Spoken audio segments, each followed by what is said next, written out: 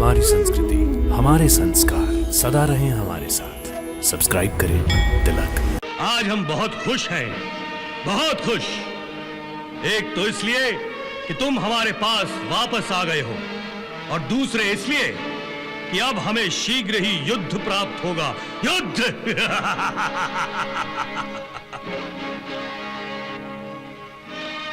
परंतु महाराज, ये युद्ध इतनी शीघ्र ही आपको कैसे प्राप्त होगा? कल जब हम अनिरुद्ध को मृत्यु दंड देंगे, और ये समाचार जब ग्वाले कृष्ण और बावले बलराम को प्राप्त होगा, तो आओ देखेंगे न ताव देखेंगे। तुरंत अपने पौत्र का प्रतिशोध लेने के लिए शोणितपुर पर आक्रमण कर देंगे, और तब हमें युद्ध प्राप्त होगा, महायुद्ध।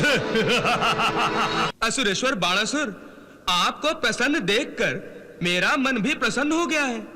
परंतु आप ये महायुद्ध और महाविनाश की कामना क्यों कर रहे हैं? अरे विनाश तो किसी को कोई प्रसन्नता प्रदान नहीं करता ना।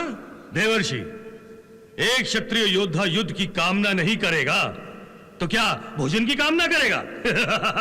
नारायण नारायण, भोजन करने से तो आनंद प्राप्त होता है, परंतु युद्ध करने से क्या आनंद मिलता है? आप नहीं जानते देवर्षि, युद्ध आरंभ करते समय जो शंखनाद किया जाता है, तो उसे सुनकर मुझे यूं प्रतीत होता है जैसे विवाह समारोह में शहनाइयां बज रही हैं।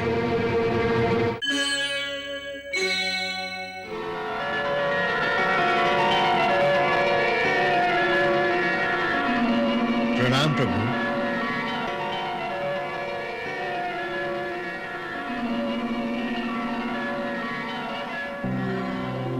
हे महाबाहो पद्मनाभ, हे गोविंद, आज आपने मुझे फिर एक बार अपनी सेवा में उपस्थित होने का सौभाग्य प्रदान किया है। इसका यही अर्थ है कि आप मेरी पीठ पर सवार होकर युद्ध करने जाएंगे। हाँ पक्षीराज, आज फिर एक युद्ध अनिवार्य हो गया है।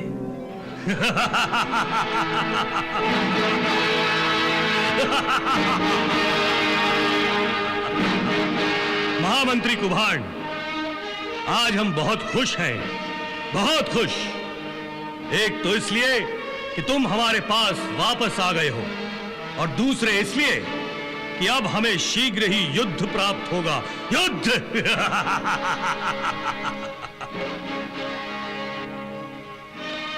परंतु महाराज, ये युद्ध इतनी शीघ्र ही आपको कैसे प्राप्त होगा?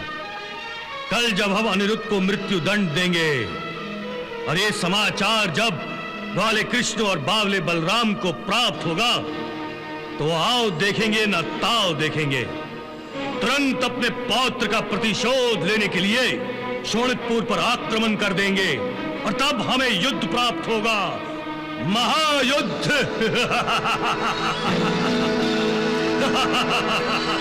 नारायण नारायण नारायण नारायण।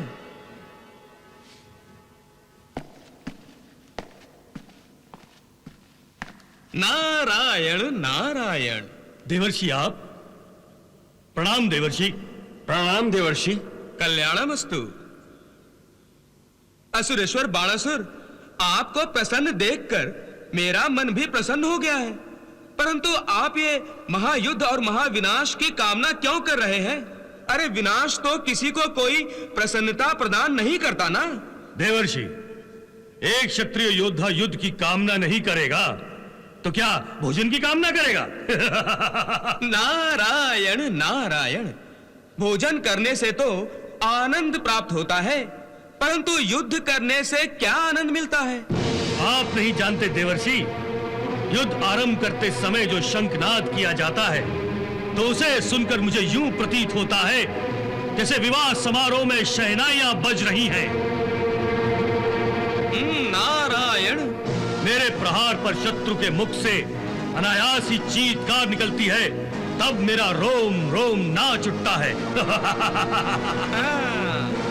जब शत्रु मेरे सम्मुख अपने घुटने टेक देने पर विवश हो जाता है और अपने प्राणों की भीख मांगने लगता है, तब मुझे अपने महान होने का एहसास होता है। मेरी जीत मुझे बधाई देती है कि तुम त्रिलोक विजेता हो बाणासुर, त्रिलोक विजेता। देवर्षि, युद्ध ही मेरे प्राण है, युद्ध ही मेरी आत्मा है। आज तक युद्ध के बिना ये बाणासुर निष्प्राण था, निष्प्राण। नारायण नारायण। असुरेश्वर, आपको तो माता पार्वती का आभार मानना चाहिए कि उन्होंने आप जैसा ही महायोद्धा आपको जमाई के रूप में प्रदान किया है। आप चाहे कुछ भी कहें देवर्षि, शत्रु के उस पोते के लिए मेरे राजभवन में तो क्या, इस शोणितपुर में भी कोई स्थान नहीं है, बल्कि कल के बाद तो इस संसार में भी उसके लिए कोई स्थान नहीं बचेगा। ना ना ना ना, नहीं असुरेश्वर नहीं, ये उचित नहीं है। अरे ऐसे शूरवीर को तो आपके हृदय में स्थान मिलना चाहिए। ऐसे शूरवीरों को कोई वीर जंजीरों में बांधकर प्राण दंड दे तो ये दोनों की शूरवीरता का अपमान होगा।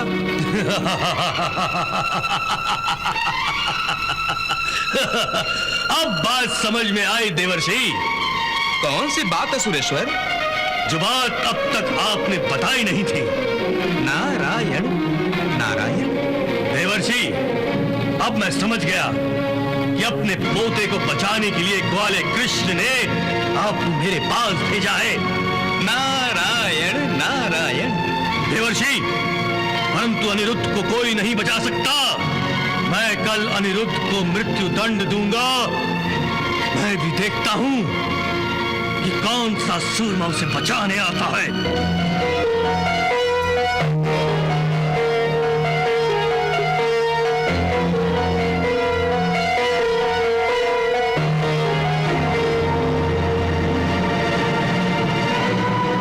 बताओ, क्या समाचार लाए हो गुप्तचर? असुरेश्वर, कृष्ण और बलराम अपने मायावी गरुड़ पर सवार होकर शोणितपुर की ओर आ रहे हैं। और उनकी सेना? सेना साथ नहीं है असुरेश्वर। तो इसका अर्थ ये है कि वो दोनों अपनी माया से युद्ध करके अनिरुद्ध को मेरे पंजों से मुक्त कराना चाहते हैं। आप तो जानते ही हैं कि कृष्ण और बलराम स्वयं कई सेनाओं के बराबर हैं। हाँ, जानते हैं, लेकिन वो नहीं जानते कि हम भी कम नहीं हैं। हम शिव पुत्र हैं, शिव पुत्र।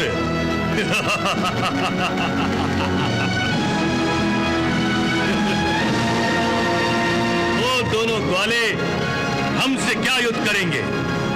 मैं उन्हें शोणितपुर में प्रवेश करने ही नहीं दूंगा। उनके लिए तो मेरा ज्वर ही पर्याप्त होगा।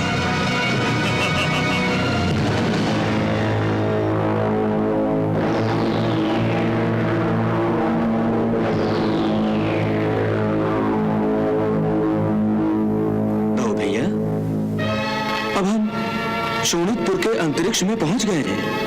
कन्हैया, यदि हम शोणितपुर के अंतरिक्ष में पहुंच चुके हैं तो हमें बिना विलंब किए शोणितपुर में प्रवेश करना चाहिए। वहां अनिरुद्ध के प्राण संकट में। कन्हैया। हाँ दाऊ भैया, मैं भी ऐसा ही चाहता हूँ कि एक क्षण की भी देरी किए बिना हमें शोणितपुर में प्रवेश करना चाहिए। परंतु कन्हैया, यदि तुम भी यही चाहते हो तो फिर संकोच किस बात का है और फिर किस बात की बाधा है? है दाऊ भैया, बाणासुर। बाणासुर? दाऊ भैया, बाणासुर ने मायासुर जैसे अनेक राक्षस शोणितपुर की सुरक्षा करने के लिए नियुक्त किए होंगे, और साक्षात शिवजी ने बाणासुर की नगरी की सुरक्षा करने के लिए वचन दिया है। इसलिए हमें सहज ही शोणितपुर में प्रवेश नहीं करना चाहिए दाऊ भैया। कन्हैया, मैं केवल इतना जानता हूं कि आज शोणितपुर में प्रवेश करने से हमें कोई प्रतिबंधित नहीं कर सकता। यदि किसी ने ऐसा प्रयास किया भी तो मैं उसे मौत के घाट उतार दूंगा।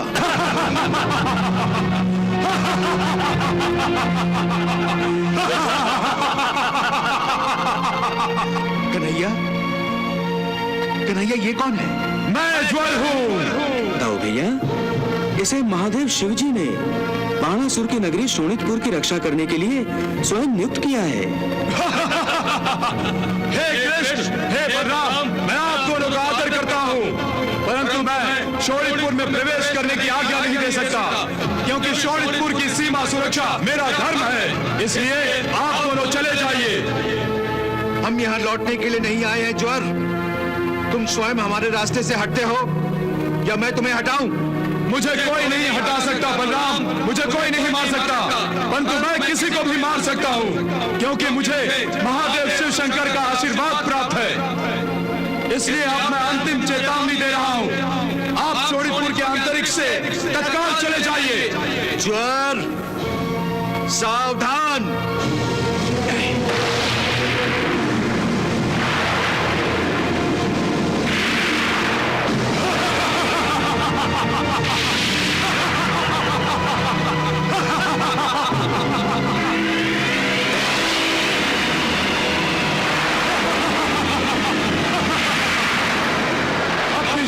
और गदा विद्या का घमंड है तुम्हें। मेरी चेतावनी के पश्चात भी तुम यहां से गए नहीं।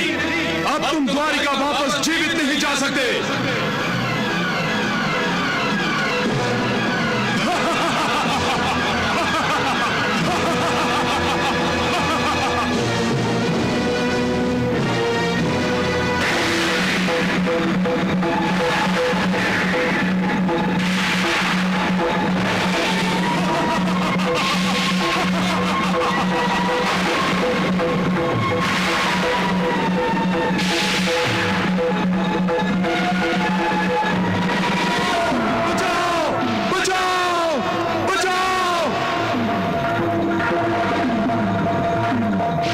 क्षमा कीजिए प्रभु, मुझे क्षमा कीजिए।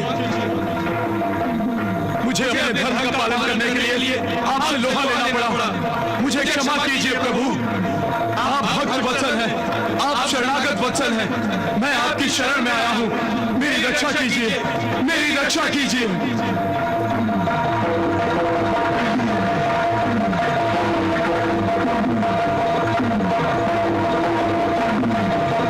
चलिए पक्षीराज, चलिए।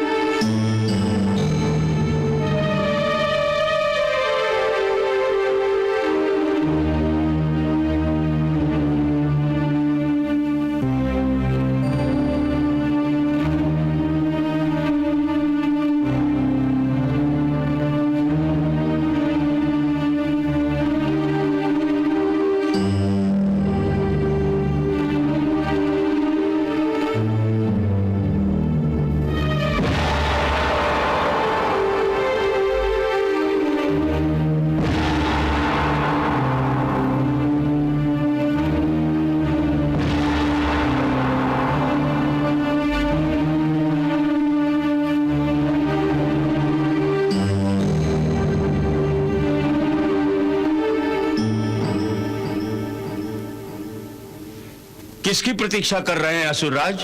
उस भगोड़े ग्वाले कृष्ण की। ग्वाले कृष्ण की? हाँ कुभाड़, मुझे पता है कि अपने पोते को मृत्यु से मुक्त कराने के लिए वो ग्वाला कृष्ण यहां अवश्य आएगा।